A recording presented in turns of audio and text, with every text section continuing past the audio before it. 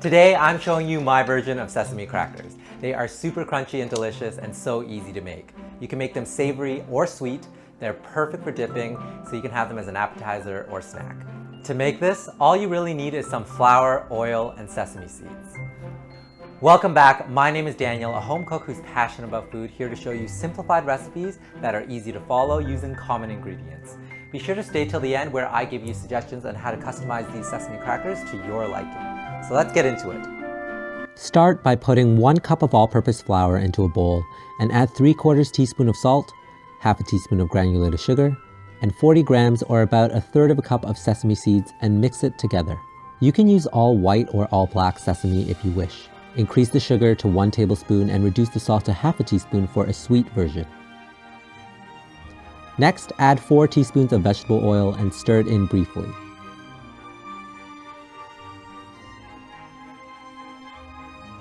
Measure out 1/3 cup of water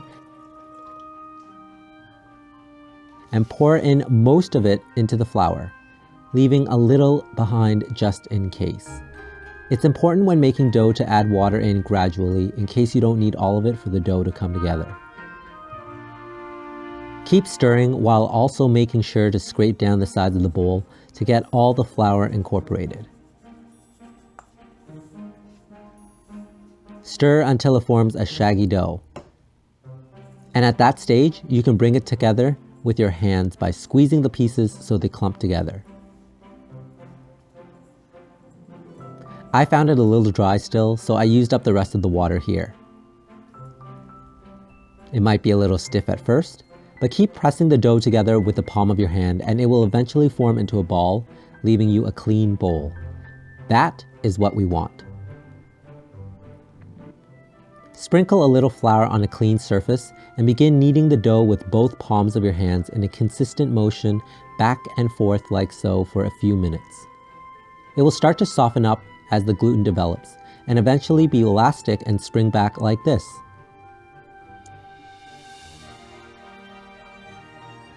See how it springs back there?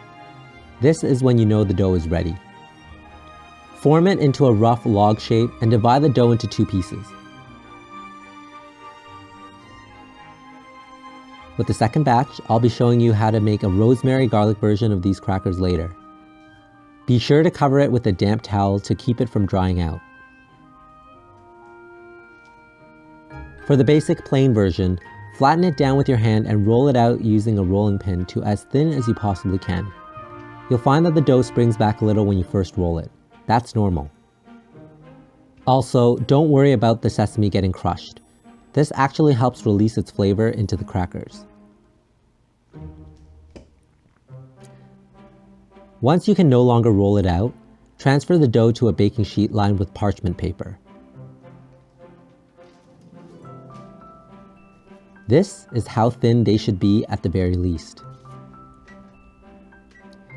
Preheat the oven to 340 degrees Fahrenheit and using the back of a butter knife, cut the crackers into your desired shape. However, keep them consistent for even cooking. They don't have to be perfect. I'm doing rough rectangles for this first batch, and I like the more rustic, homemade look. Spread them all over the baking sheet in a single layer. I found some of the crackers were too large, so I just cut them in 2. Because they don't spread in the oven, you can fit quite a lot of crackers on one sheet. And now they're ready to bake.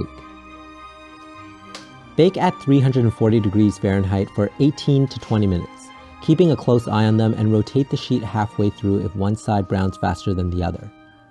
When they are done, remove from the oven and let it cool.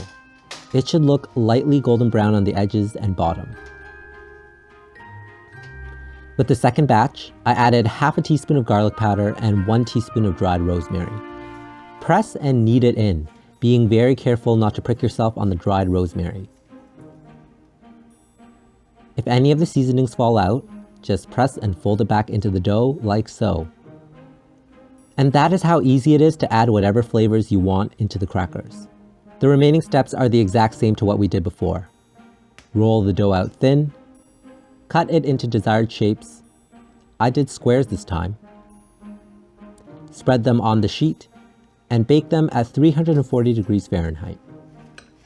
And there you have it, super crunchy and delicious sesame crackers. Today I showed you a plain and a rosemary garlic variation. These are so good and addicting. I hope you give them a try. All right, it's time for the taste test. So I'm gonna start with these sesame crackers, just the plain ones, no rosemary, no garlic. They are so crunchy. You can hear that, right? And they also snap.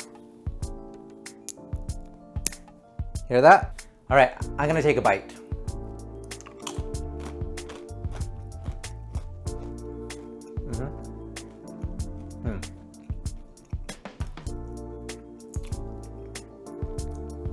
Tastes like sesame. They're so good. They're a little bit salty.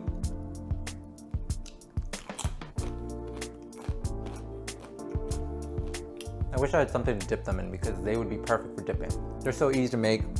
They're really, really good though.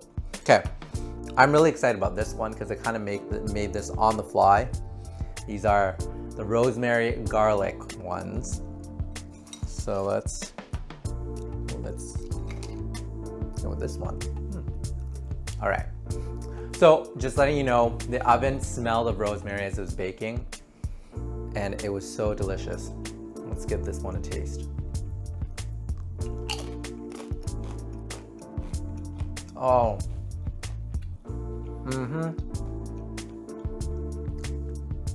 That's the way to go. Oh. I just remember I used to always buy these crackers, rosemary garlic crackers from the store. These remind me of those. Oh man, these are delicious, so delicious. Another one. I would even put a little more garlic in here and rosemary. So I suggest that you try different things, try different spices. Rosemary and garlic is a great combination. You can also try them with some sage or thyme or oregano, a different kind of herb. Mix that with garlic as well. You can also make these sweet, like I mentioned before, just add in a little bit of sugar. You can coat them in a little bit of honey. You can also add some cheese to them as well. Make them cheese crackers. And best of all, if you make them plain or even have these flavors in them, you can always dip them in some hummus. They're great to just make and have them as a snack. Everyone's gonna love them. You better try these at home. I guarantee you, these are gonna get devoured. They are so, so good. And as always, if you like this video, remember to give me a thumbs up. Let me know in the comments below if you prefer these sesame crackers sweet or savory. Remember to hit that subscribe button and the notification bell so you don't miss a video. I'll see everyone soon. Till next time, bye everyone.